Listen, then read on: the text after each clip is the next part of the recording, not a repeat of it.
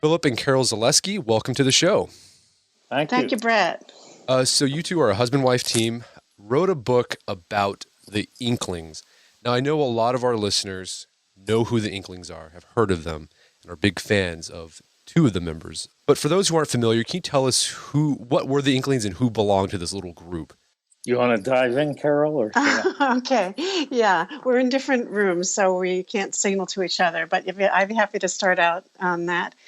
So the Inklings was a literary club, a fellowship. This is how we like to think of it, which is perhaps runs a little deeper than the affiliations you might have in a club. And it was founded. Actually, not by Tolkien and Lewis themselves, but by an undergraduate named Edward Tanguy Lean, brother of the filmmaker David Lean at Oxford. But Tolkien and Lewis and a few other like-minded friends had been gathering since the late 1920s for literary conversation. They took over from the group called the Inklings that was founded by Edward Tanguy Lean late in 1933, and they used to meet in C.S. Lewis's rooms in Magdalen College on Thursday evenings to read their works in progress to each other, and then socially they would meet in various pubs on Tuesday mornings, most likely, and that went on until Lewis died on the same day as JFK in 1963. So it was about 30 years of gatherings. With a variety of people joining. Right. So it was a literary group, and C.S. Lewis, J.R.R Tolkien, everyone knows a lot of people know who they are. You've seen Lord of the Rings, you guys know who Tolkien is. But you started off the book talking about sort of the atmosphere at Oxford, because I thought this was really interesting. I didn't know much about this, but there was this real culture of club creation. It seemed like there was a club for almost anything and everything at Oxford at the time. And the members of the Inklings belonged to other clubs, not just the Inklings. So Can you tell us a little bit about this culture of creating clubs and what kind of clubs people could find at Oxford during the early part of the 20th century? Yeah, well, as you say, the clubs were innumerable, and both Tolkien and Lewis were avid members of many clubs. I think I'd start by pointing out that this goes back to Tolkien's teenage years when he formed a club called the Tea Club and Barovian Society, devoted to he and his friends, so 3 or 4 close friends, had decided to form this club to bring goodness and honesty and virtue and purity to Western civilization. So Tolkien at a very early age was club-oriented. Lewis dove in when he went to Oxford. Clubs that they belonged to included, Lewis belonged to an English faculty club called The Cave. Tolkien belonged to, I wonder if I can remember the name, something called the Checkers Club, I think. Right. The Essay He founded Club. that one, yeah. Yeah. He joined the Debating Society, a club called the Dialectical Society. So there were all sorts of clubs. Eventually, he and Tolkien, when they first became friends, formed a club called the Coal Biters, which literally means men biting coal. And it's a reference to ancient Icelandic bards, and this was a society devoted to Norse mythology and Norse literature. And then it all blossomed in the Inklings itself. And while they were writing the great works, they also belonged to other clubs. I think just to underscore what Phil was saying about the ubiquity of clubs at Oxford, there's also a long tradition of that just in English culture. And we talked about that in the book, that there were forerunners to these clubs. There's a club that called the Friday Street Club that Ben Jonson and John Donne belonged to. Keats even dedicated a poem to it. And there was the Scriblerus Club that had Jonathan Swift and Alexander Pope. And we really were drawn to the club, which was founded by Samuel Johnson and the painter Sir Joshua Reynolds, and had an amazing group of men. Edmund Burke was in it, Adam Smith, Asiatic Jones.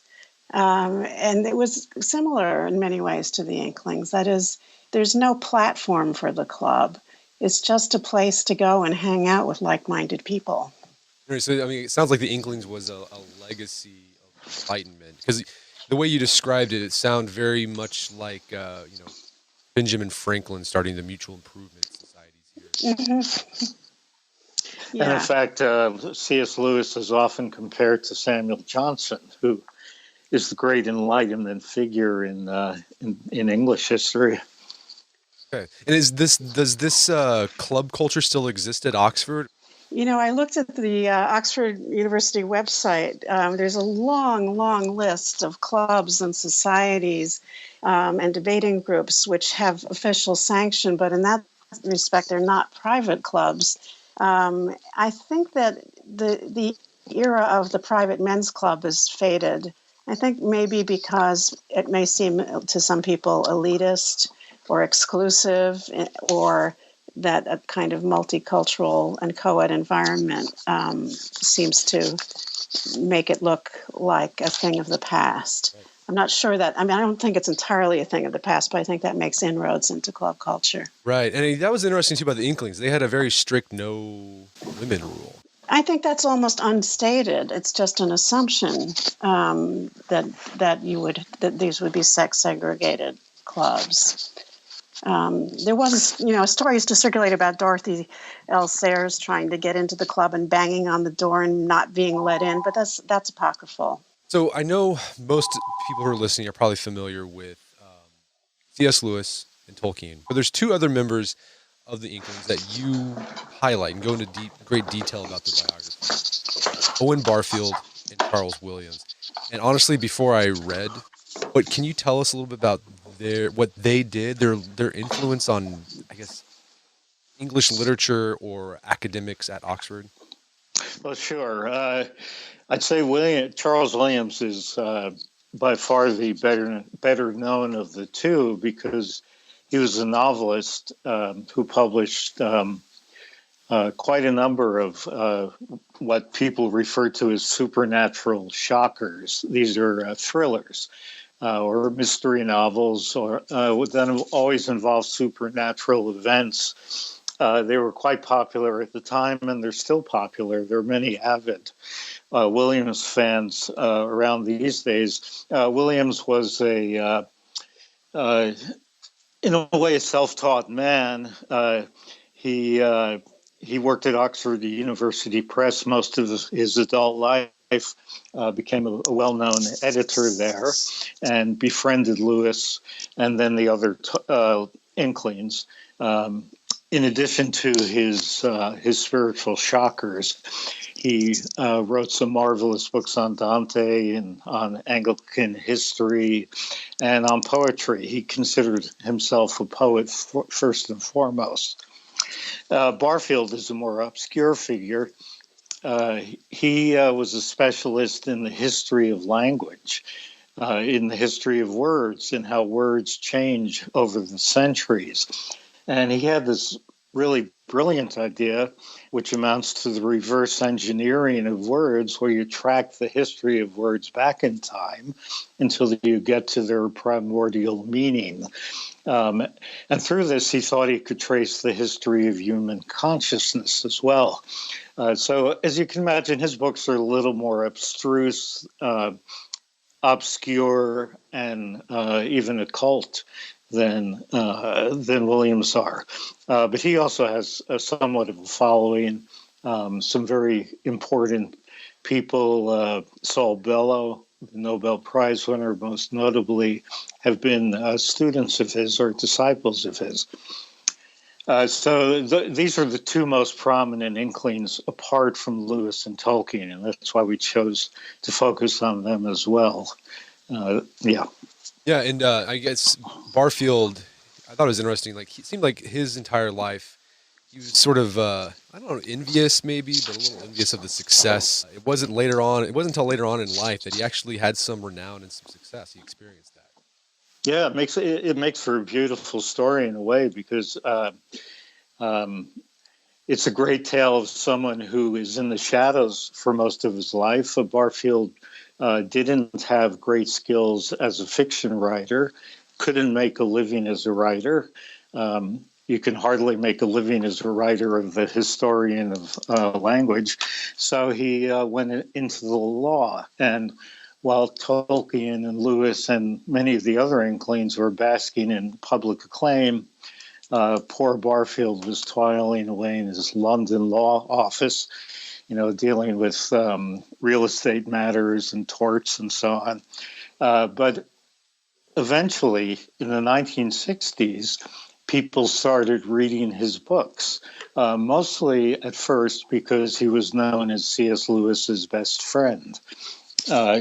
And he came to America, Barfield did, and started giving lecture tours around America and teaching at American universities.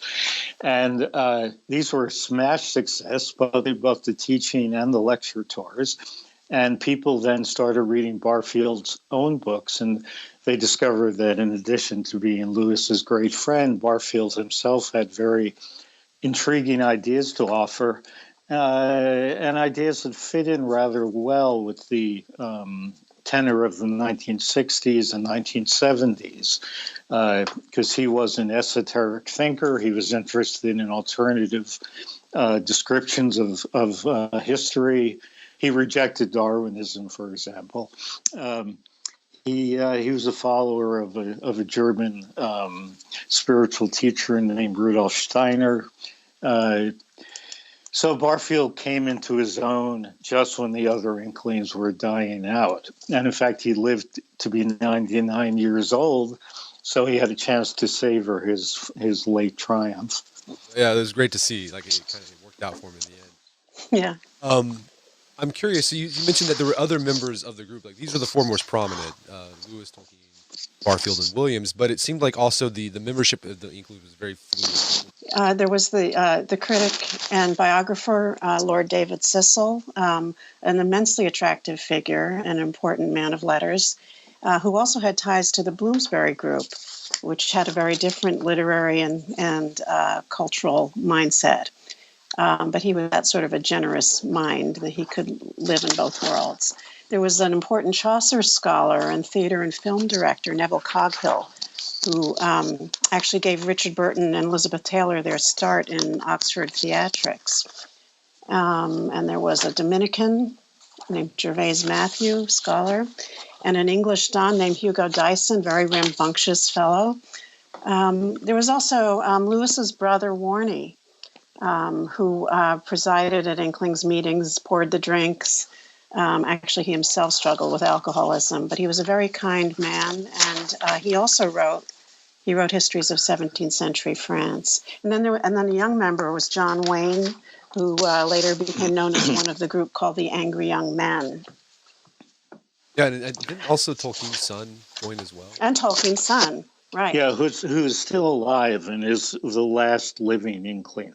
I'm curious. So they had all these members that would come and join, but it seemed like these four were like the core. I'm curious, like what drew these men together? Because it seems like they come from very different backgrounds, right? You have Tolkien the Catholic, with Lewis the atheist turned Anglican. You have Barfield, who was really into esotericism, and you had Williams, who was a poet. I mean, what was it that drew these men? What was the common bond between all of them? Well, there are several common bonds. First of all, perhaps first and most importantly, they were all writers, and not only writers, but very active and productive writers. The Inklings group really was a writing club. They read each other's unpublished manuscripts, works in progress, and then they severely criticized each other's works. And this criticism improved the works of all the members. So that's something they had in common. In addition, they were all Christians. Lewis said explicitly to Charles Williams that being a Christian was a requirement for joining the group. They were romantics, pretty much to a man. They loved language. They loved stories. They loved fantasy, which set them off from the accepted literary views of the day, And that's something that united them. They were united then in adversity as well as in comradeship. I'm curious. Yeah, I think, Go ahead, yeah, Carol. also I would add anti-modernism to that, or not in a reactionary anti-modernism, but a desire to see the world re-enchanted through its connection to traditions and values of the past. Yeah, that was really interesting, particularly when you talk about C.S. Lewis and his literature, because he wrote sci-fi. A lot of people don't know that, or they forget that. Mm. So Yeah, although it really was science fantasy more than science fiction. It was just it was a way for him to present mythological and spiritual ideas on a broader canvas. He set them on other planets, but I don't think they would be considered anything like hardcore science fiction. right, but Yeah. but is that theme of like they were sort of anti-modern, but they wanted to recapture, I guess, some of the essence of it. Yeah, that's how we look at it. It's an effort at what we call recovery rather than reaction. So recovery really brings into the present what is worth saving from the past and what is still a living tradition. So it's not antiquarianism and it's not mere nostalgia, but it's a sense that there's a real live tradition that perhaps we're in a state of amnesia. We've forgotten that it's there, but it's still viable for us. And that's one thing that Owen Barfield helped with, actually. He convinced Lewis that the ideas of the past can be, I guess, evaluated on their own merits, and that it's only chronological snobbery that makes us think that ideas that were life-giving in the past are no longer available to us. Great, Phil. You alluded a little bit to the dynamic. It was a writing club. They'd come to each other. Someone would read a work. There was criticism. I mean, do we know what a typical meeting was like, or like the dynamic in a meeting? Do we have records of that? Yeah, we have diary entries by mostly by Lewis's brother, Warnie Lewis, who near the end of his life lamented several times that he hadn't kept careful notes. I think he said if he realized that what he what he had been a part of, he would have recorded every meeting in detail. Instead, we just have brief accounts of meetings, but we have many of those. And we know that meetings would start, well, these were evening meetings for the most part, at least the ones in Lewis's digs at Magdalen College, which were the more important meetings. Those are the ones in which literary work actually went on. The Tuesday morning meetings were more just general socializing. So they would all gather in the evenings, and Warnie would take coats and would settle members down with a drink. And then C.S. Lewis would ask if anyone had something to read. And generally someone did, and it would be read. And then the comments would start.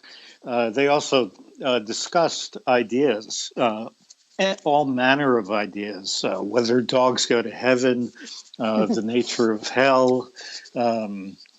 If I had Warnie's diaries in front of me, I could tell you about 30 or 40 amusing things they discussed.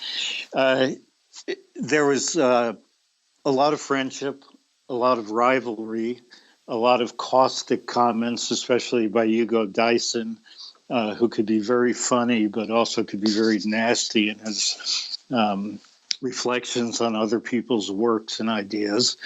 But there was a lot of laughter.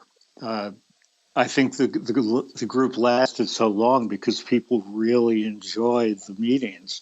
They enjoyed laughing with each other, telling stories, drinking together, just having a good time together. And so, I mean, when they did offer criticism, like, did they really go after the person? Was it like gloves off? 'Cause, I mean, I think nowadays when Yeah. people have like reading, like, writers groups, like everyone wants to be really polite, but I imagine that's not what happened here. No, they weren't really polite. Sometimes they could be, well, Hugo Dyson could be quite vulgar, but I'll refrain from repeating what he said about Tolkien's elves. Tolkien, for his part, could be quite critical of Lewis because he felt that Lewis was trying to write the kind of mythopoeic imaginative literature that Tolkien himself was dedicated to, but that Lewis was kind of slipshod about it and didn't really work at building out a completely internally coherent mythos when he was creating imaginary worlds. Tolkien had very high standards about that. No one ever before or ever since Tolkien has accomplished what he did in terms of internally consistent, believable, invented mythologies. So he would criticize Lewis for that. But another thing they did for each other, though, was encouragement. I mean, when in terms of outsiders, they would circle the wagon, so they could be quite critical of one another. But for instance, when Lewis tried to get his first science fiction fantasy novel published, Out of the Silent Planet, the readers' reports were pretty bad, and the publisher was pretty negative about it until Tolkien intervened on Lewis's behalf and praised it to the hilt, even though privately with Lewis he had some serious criticisms of it.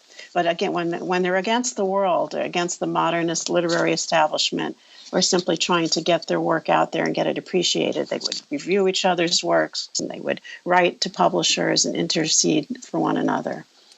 Yeah, this encouragement, in fact, that they offered each other was especially important for Tolkien, who's always very hesitant about exposing his great mythology to the public, and who always had doubts about Lord of the Rings, which took him an eternity to write. And if without Lewis's constant encouragement and goading, we wouldn't have the Lord of the Rings today. And thanks to Lewis, we do. Yeah, I was surprised how long it took him to write that. I mean, it just seemed like decades he was working on it. Yeah. Well, the problem was that it started out to be, it was meant to be a sequel to The Hobbit. The Hobbit had been a book that he had written without great agony because it started with just telling stories to his kids. That came naturally. But he had been working since he was a young man in the trenches in the First World War. He'd been working on a private mythology and invented languages to go with it. And that's what he really wanted to publish. But instead, the publishers were interested in, the new Hobbit novel, the Hobbit sequel. So he's trying to write the Hobbit sequel, but the mythology keeps working its way into that. And it was very hard for him to integrate these two dramatically different kinds of creative work. In The Lord of the Rings, you can see some of the strains, the sort of places where it didn't knit together perfectly. But you mentioned that he was working on this during World War I. That's another thing that all these men had in common, or for most of them, they all served during World War I. Did that common bond serve as some a way to foster some camaraderie between all of them? Well, it was tremendously important. In fact, we in our book, The Fellowship, we look at all these writers, most especially Lewis and Tolkien, as war writers. Sure, they were fantasists, but they were also war writers. All of them wrote about war in their fiction, and it's ever present in Lord of the Rings. You can't understand Lord of the Rings without knowing about Tolkien's experience in the war. And sure, they shared it with the other Inklings. Some of the younger ones only experienced World War II, I suppose. That was certainly true of Christopher Tolkien. But they all had war experience, or most of them had war experience. Even the ones who didn't get to actively fight, like Williams and Barfield, played a part in the war somehow. Yeah, and I think the question you raised earlier about the maleness of this club, I think of interest to your readers and listeners. I think that has a lot to do with it. Tolkien wrote that by 1918, all but one of his close friends had died. These men experienced both the male camaraderie and bonding of the war and the severe loss of having friends fall to the left and to the right and to the front and to the back of them during the war. So when they returned from the war, they had every reason to prize male fellowship. It was a precious and a precarious and a very, damaged gift. Yeah, I remember there's a line where Lewis talks about, I guess that's sort of him relishing male camaraderie. Where he says one of the best sounds in the world is like the sound of male laughter. Yeah, his favorite sound, adult male laughter. Adult male laughter. And that is a great sound. It is, because you don't hear it all that often. I teach at a women's college, and I try to present that in a way that my students will be sympathetic to it, and they generally are, because that is a special thing. You really don't hear it all that often, because it's very rare where men, older men, adult men who are married, get together and have a good time. Yeah, of course, it's a good way to escape from the domestic situation too. So let's talk a little more about Lewis and Tolkien, because I think their relationship is really interesting. Because as I read the book, it seemed that it ebbed and flowed throughout the years, and that there was a bit of strain there between the two. I got the impression that the strain was because both of these men had high expectations on what friendship meant. Can you talk a little bit about how each man viewed friendship and the role it should play in a person, or particularly a man's life? You want to tackle that, Carol? Well, yeah, sure. I mean, Lewis, wrote a book called The Four Loves, in which one of the loves he talks about is friendship. And in that book, and in other places too, he's the one that kind of articulated a theory of friendship, which is that especially male friendship, what characteristic of it is that they're not really focused on each other. They're focused on a common interest, a common ideal. And you can see this in Tolkien's teenage friendship that Phil was talking about, the Tea Club and Barovian Society. They were really dedicated to something beyond themselves. And so dedicated as they were to shared ideals outside of simply their own personalities, they could still have friction that is the result of differences in their personalities. And, when women come into the picture, it's kind of like Yoko Ono breaking up the Beatles, or not, causing tensions. They had very different life situations. Tolkien was very uncomfortable when Lewis got together with this divorcee, Joy Davidman. Didn't approve of that relationship. There were a number of things Lewis did that Tolkien didn't approve of. They had religious differences too. Tolkien felt that Lewis never totally overcame his anti-Catholicism from his Belfast background. But still, the friendship was sustained over the decades, ebbing and flowing, as you said, but it was sustained. It's interesting to look at The Lord of the Rings in this, with this in mind, because The Lord of the Rings, as well as being a war tale, is also a tale of friendship, of course. And in fact, of friendship not only among people who had different religious views, but people of different species, elves, hobbits, dwarves, and human beings. And they had tensions, as we know from the book and from the films, simply by their species differences. But nonetheless, the fellowship remained. And I think that's, in a way, an account of the Inklings as well. Yeah, I'm curious, what do you think their legacy is? I mean, I think we all know, their literary legacy for C.S. Lewis or Tolkien. Where do we still see, that was because of it wasn't because of the individual. It was we can look at something either in Christianity or in literature, and we can say it wasn't just Tolkien that had that influence. It wasn't just Lewis. It was the dynamic of the group that had that influence. If it weren't for the group, that would not have happened. Is there anything that you all can point to?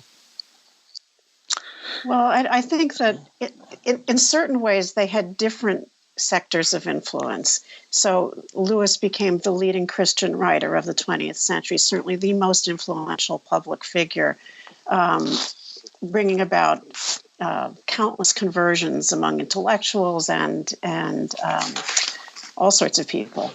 As a popular voice. Tolkien, who was not so comfortable with that aspect of Lewis's legacy, more or less created the whole fantasy world that we're familiar with in various genres like gaming and so on.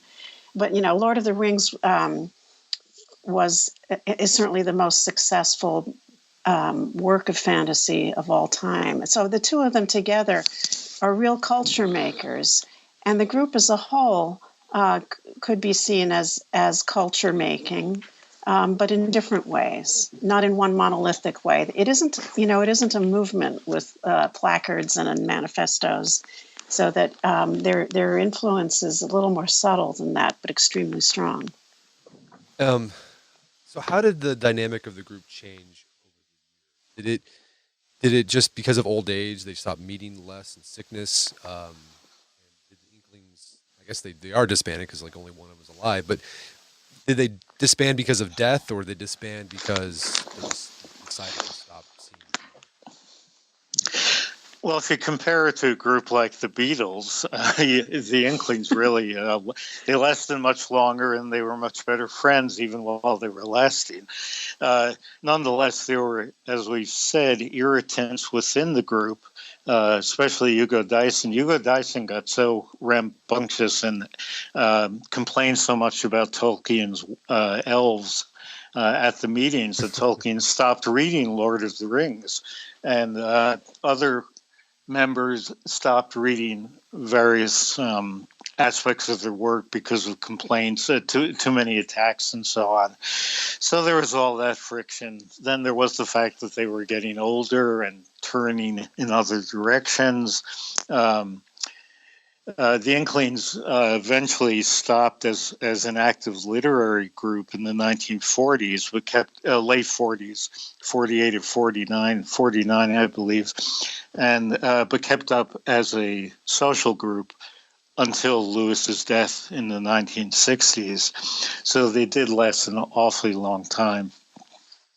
Yeah, I think Lewis was really the center of the group. So Lewis, towards the end of his life, in the late 40s, finally got the recognition he deserved. He was given a chair, not at Oxford, but at Cambridge. So he was commuting to Cambridge and managed to have the Tuesday morning gatherings with him, but there was no longer the Thursday evening literary workshop sort of gatherings in Lewis's rooms. So that marked a dramatic change.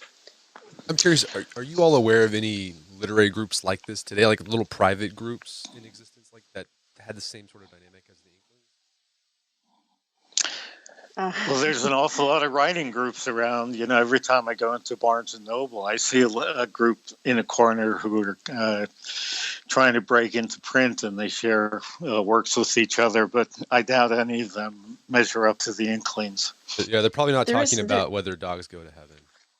They're talking, well, there are definite attempts to be Inklings groups and all kinds of really self-conscious attempts to follow in that tradition. There's a writer named Diana Pavlak-Glyer who wrote a book about the collaboration among the Inklings themselves called The Company They Keep, and then most recently has a book out about literary collaboration and how wonderful it is.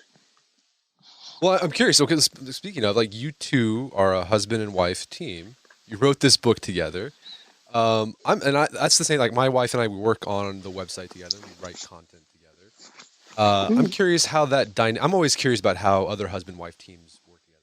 Tell us a little about your dynamic, and maybe have you all gotten some inspiration from the Inklings on how to critique each other or help each other out with your writing? Oh, well, with us, it's been roses all the way, so we haven't needed inspiration from I'm sure. However, we do have a method we use, which is, in terms of the fellowship, Carol wrote to her strengths and I wrote to mine, and without getting specific as to what each of those are, I'll say we divided the book into different sections, and then we would tackle whatever sections were assigned to each of us, and then we would exchange what we had written, and the other person would offer a critique and a rewrite, not in the Dysonian method of savage attack, but I think much more kindly and perhaps perceptively seeing what was needed, and then we would just mesh it all together. So we actually end up, we think, with a work that speaks with the single voice, but the voice of two people joined in song. I like that. That's a nice analogy there. Well, Carol and Phil, where can we learn more about your work in the book? Um, I guess you could Google us. That's the best thing to do. Yeah. Yeah. Then you get to things like the Amazon page where we have both our joint and our separate books. I think there's a couple Wikipedia. Yeah. Great. Well, Carol, Phil Zaleski, thank you so much for your time. This has been an absolute pleasure. Oh, pleasure for us, it's too. It's been fun. Thank you, Brett. My guests today were Philip and Carol Zaleski. They're the authors of the book, The Fellowship, The Literary Lives of the Inklings. That's available on Amazon.com and bookstores everywhere.